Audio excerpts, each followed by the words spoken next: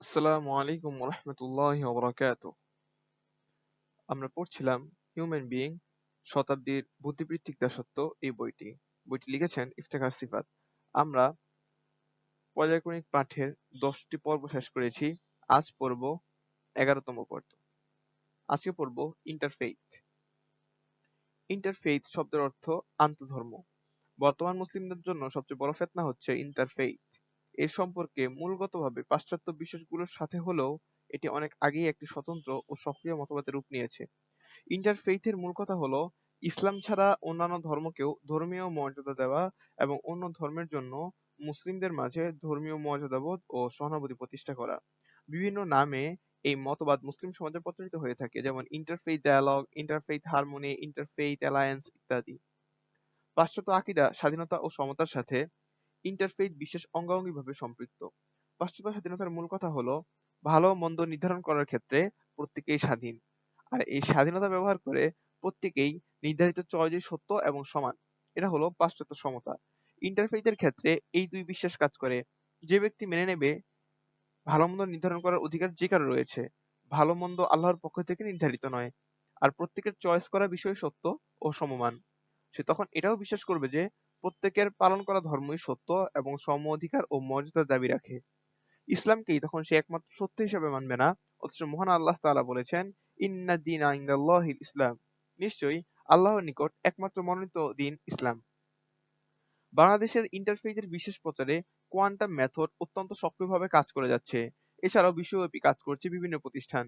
দুঃখজনক হলেও সত্য, মুসলিম বিশ্বের অনেক আলেম, ধর্মীয় ব্যক্তিত্ব এবং রাষ্ট্রপ্রধান এসব সংগঠনের মূলে কাজ করছে কিংবা তাদের প্রোগ্রাম বাস্তবায়নের মূল ভূমিকা পালন করে যাচ্ছে। গত বছর আবুধাবিতে আব্রাহামিক ফ্যামিলি হাউস নামে যে কমপ্লেক্সের ভিত্তি স্থাপন করা হয়, সেখানে সব ধর্মের উপাসনালয় একসাথে নির্মাণ করা হবে। 2022 সালে এই প্রজেক্টের কাজ সমাপ্ত হবে। এই প্রজেক্টটি একটি ইন্টারফেইথ প্রজেক্ট। এছাড়া রাশিয়া সহ পৃথিবীর বিভিন্ন দেশে টেম্পল অফ অল রিলিজিয়নস নামে কিছু উপাসনালয় তৈরি হচ্ছে, যেখানে সব ধর্মের উপাসনা হবে একসাথে। অত্যন্ত কৌশলে এখানে ধর্মীয় প্রতিষ্ঠান ও ব্যক্তিকে ব্যবহার করা হচ্ছে সাধারণ মানুষকে আশ্বস্ত করার জন্য। আন্তর্জাতিক কিংবা আঞ্চলিক কিছু সংগঠন আলেমদের নিয়ে ইন্টারফেইথ ডায়ালগ অনুষ্ঠান করছে। মাদ্রাসার আঙিনাতেও তারা এ ধরনের অনুষ্ঠান চালিয়ে যাচ্ছে। ধর্মীয় সম্প্রীতির নামে সাধারণ মুসলিমদের ইন্টারফেইথ বিশ্বাসের দীক্ষা দেওয়া হচ্ছে। কার্যতভাবে ইন্টারফেইথ সেকুলারিজমেরই ভিন্ন নাম। মুক্তচিন্তা।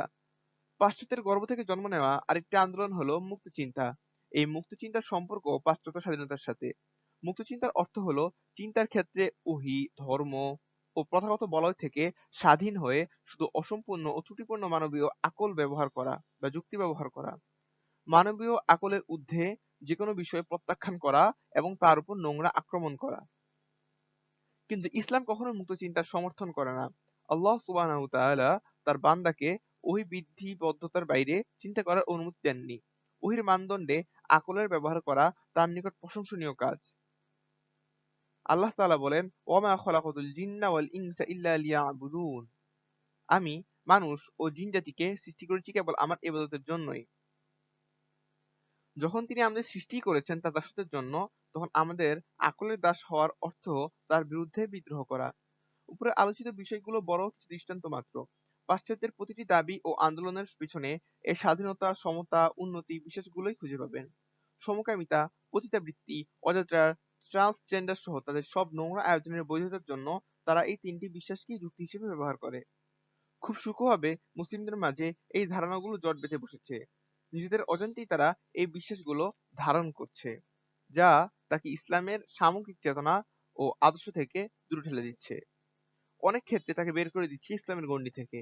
পাশ্চাত্য স্বাধীনতা অস্বীকার করে আল্লাহর আবদিয়াতকে, পাশ্চাত্য সমতা প্রত্যাখ্যান করে ইসলামের ন্যায্যতাকে, পাশ্চাত্য উন্নতির ধারণা ছুঁড়ে ফেলে তাকওয়ার মানদণ্ডকে। আমাদের মুক্তি স্বাধীনতায় নয়, আবেদিয়াতে, আল্লাহর দাসত্বে। আমাদের প্রাপ্তি সমতায় নয়, ন্যায্যতায়। আমাদের উন্নতি পুঁজিতে নয়, বরং তাকওয়ায়। হিউম্যানিজম, আইন ও অথরিটি। পাশ্চাত্য স্বাধীনতা, সমতা ও উন্নতির সংক্ষিপ্ত পর্যালোচনা ইতিপূর্বে আমরা করে এসেছি। এই তিনটি হচ্ছে পাশ্চাত্য সভ্যতার মৌলিক দৃষ্টিভঙ্গি। উল্লিখিত তিন বিশ্বাসের ভিত্তিতে যে আইনি প্রক্রিয়া ও প্রস্তাবনা রচিত হয়েছে তাকে আমরা হিউম্যান রাইটস নামে চিনি। পাশ্চাত্য বিশ্ব এই হিউম্যান রাইটসকে পরম ও অপরিবর্তনীয় মনে করে এবং এর আলোকেই সমস্ত কিছু তারা বিবেচনা করে। সেকুলার রাষ্ট্রগুলো যেকোনো প্রস্তাবনা ও আইন পাশের ভিত্তি হিসেবেও কাজ করে। এই হিউম্যান রাইটস সামনে বিষয়টি স্পষ্ট করা হবে ইনশাআল্লাহ। যারা এই হিউম্যান রাইটস এর চর্চা করে এবং এর উপর বিশ্বাস রাখে তাদের বলা হয় হিউম্যান বিইং বা ব্যক্তি মানব। হিউম্যান বিইং নিছক কোনো মানুষ নয়, সে নিজেকে স্বয়ংসম্পূর্ণ ও অমুখাপেক্ষী মনে করে। সমস্ত জীবন ব্যবস্থা ও দর্শনকে সে মূল্যায়ন করে পাশ্চাত্য স্বাধীনতা ও সমতা ও উন্নতির ভিত্তিতে। পাশ্চাত্য সভ্যতার পুরো কাঠামো দাঁড়িয়ে আছে এই একটি ব্যক্তিসত্তাকে কেন্দ্র করে। আধুনিক কিংবা আলোকিত হওয়ার অর্থ হচ্ছে হিউম্যান বিইং হওয়া। একজন শিক্ষিত মানুষের জীবনের একমাত্র লক্ষ্য হিউম্যান বিইং হওয়া। কেউ যদি হিউম্যান বিইং না হতে চায় তাহলে পাশ্চাত্য সভ্যতার কাছে সে মানুষ থাকে না, অমানুষ হয়ে যায়। তার জানমাল, ইজ্জত সব বৈধ হয়ে যায় পশ্চিমা বিশ্বের আইনের কাছে। আমাদের ভালো করে বুঝতে হবে পুরো বিশ্বে হিউম্যান রাইটস এর যে স্লোগান বিদ্যমান তা কখনোই মানুষের অধিকার হতে পারে না। কারণ এর ভিত্তি রাখা হয়েছে এমন এক সত্তার উপর যাকে বলা হয় ভুল। তাকে আল্লাহর দাসত্ব অস্বীকারী শয়তান বলাই যথোপযুক্ত। এই সত্তার নাম হলো হিউম্যান বিইং। আন্তর্জাতিক মানবাধিকার সংস্থাগুলো হিউম্যান বিইং নামক সত্যিকেই একমাত্র মানুষ মনে করে। অন্যরা হলো বর্বর, অসভ্য, পৃথিবীতে বসবাসের অযোগ্য।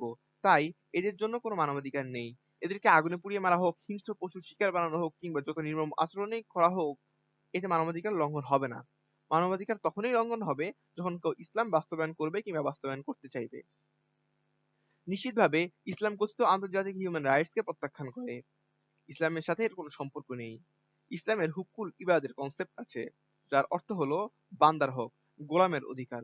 পক্ষান্তরে হিউম্যান রাইটস এমন সত্তার অধিকার যে আল্লাহর দাসত্ব অস্বীকার করে, যে নিজের কুপ্রবৃত্তি ও মানুষের বেঁধে দেওয়া বিধানের গোলামি করে। ইসলামে বান্দার অধিকার ও তার সীমা আল্লাহর পক্ষ থেকে নির্ধারিত। অধিকার এমন কোনো বিষয় নয় যা নিজে নিজেই নির্ধারিত হয়, বরং কোনো কর্তৃপক্ষ বিশেষ উদ্দেশ্যে তা নির্ধারণ করে থাকে। একজন মুমিন আল্লাহ সুবহানাহু ওয়া তাআলাকে নির্ধারণ ক্ষমতার অধিকারী মানবে, আর একজন কাফের মানবে মানুষকে। যে আল্লাহর এই ক্ষমতা মেনে নেবে সে মুসলিম থাকবে, আর যে আল্লাহর ক্ষমতা প্রত্যাখ্যান করে মানুষের ক্ষমতার বাস্তবায়নের স্বীকৃতি দিবে সে কাফের হয়ে যাবে। আমরা অনেক সময় জাতিসংঘ সহ বিভিন্ন আন্তর্জাতিক সংস্থার কোনো সিদ্ধান্ত বা কাজের সমালোচনা করি মানবাধিকারের দোহাই দিয়ে। বুদ্ধিবৃত্তিক জায়গা থেকে এটা অনুপকারী ও পরাজিত পদ্ধতি। বরং আমাদের দরকার ছিল তাদের হিউম্যান রাইটস চার্টারকেই প্রশ্নবিদ্ধ করা। আমরা যদি আন্তর্জাতিক হিউম্যান রাইটস চার্টার মেনে নিয়ে প্রশ্ন করি শরিয়া আইনে কেন মানবাধিকার লঙ্ঘন হয়, তাহলে উত্তর আসবে এটা পাশ্চাত্য ব্যক্তি স্বাধীনতাকে প্রত্যাখ্যান করে। আর জাতিসংঘের পুরো হিউম্যান চার্টারই তৈরি হয়েছে পাশ্চাত্য স্বাধীনতা, সমতা ও উন্নতির ধারণাকে ভিত্তি করে। স্বাধীনতা, সমতা ও উন্নতি পাশ্চাত্য ধারণার সাথে স্পষ্টতই ইসলামের মৌলিক সংঘর্ষ আছে। ফলে আন্তর্জাতিক হিউম্যান রাইটস মোতাবেক শরিয়ার আইন বর্বর ও মানবাধিকারের লঙ্ঘন হিসেবে বিবেচিত হওয়াটাই স্বাভাবিক। সুতরাং আমার প্রশ্নবিদ্ধ করতে বলা হবে হিউম্যান রাইটস নামে কুফরি আয়োজনকে। এই টার্মকে ঢাল বানিয়ে জগতে বোঝাতে পারছে সমস্ত অন্যায়, অনাচার, বেহায়াপনা, বেরেল্যপনা, অশ্লীলতা, পাপাচার, কুফর ও শিরিক। আর নিষিদ্ধ হচ্ছে আল্লাহর দাসত্ব ও ইসলাম শরিয়া। আর সমকামিতাকে মানবাধিকার বলা হচ্ছে, জিনাকে মানবাধিকার বলা হচ্ছে, আর এগুলি শরঈ দণ্ডবিধিকে মানবাধিকার লঙ্ঘন বলা হচ্ছে। কিসের ভিত্তিতে? এই হিউম্যান রাইটস চার্টারের ভিত্তিতে। তাই আমাদের হিউম্যান রাইটস এর ধারণা প্রত্যাখ্যান করে হুকুল ইবাদের ধারণায় ফিরে আসতে হবে। মুসলিম হিসেবে আমরা আল্লাহর দেওয়া অধিকারের স্বীকৃতি দেই। এছাড়া সবকিছুকে অনধিকার চর্চা এবং বান্দার অধিকার লঙ্ঘন বলে মনে করি। হিউম্যান রাইটস ও হিউম্যান বিইং মিলে তৈরি হয় হিউম্যানিজম। হিউম্যানিজমের কালিমা হলো লা ইলাহা ইল্লাল ইনসান, মানুষ ছাড়া কোনো ইলাহ নেই। পুঁজিবাদ, সমাজবাদ, সব মতবাদ এই কালিমা বিশ্বাস করে। তাই এখানে আমরা সমাজবাদকে আলাদা আলোচনায় আনবো না। বর্তমান সমাজতান্ত্রিক ব্লকগুলো এই কালিমাতে বিশ্বাস করে। তাদের পলিসি বাস্তবায়নের পদ্ধতি শুধু ভিন্ন। তারাও হিউম্যানিজমের চর্চা করে। সব মতবাদের মধ্যমণি হলো এই হিউম্যানিজম। হিউম্যানিজমের নানা মুখরোচক স্লোগানে সাধারণ মুসলিমদের পাশাপাশি অনেক ইসলামী ব্যক্তিত্ব প্রতারিত হচ্ছেন। বিভিন্ন সংস্থা মানব সেবার নামে মুসলমানদের ইমানি গায়রাত ও মর্যাদাবোধ নষ্ট করে দিচ্ছে। সকল ধর্মের প্রতি শ্রদ্ধার নামে কুফর ও শিরকের প্রতি মুমিনের সহজাত ঘৃণাকে বিলুপ্ত করে তাকে কুফরে লিপ্ত করছে।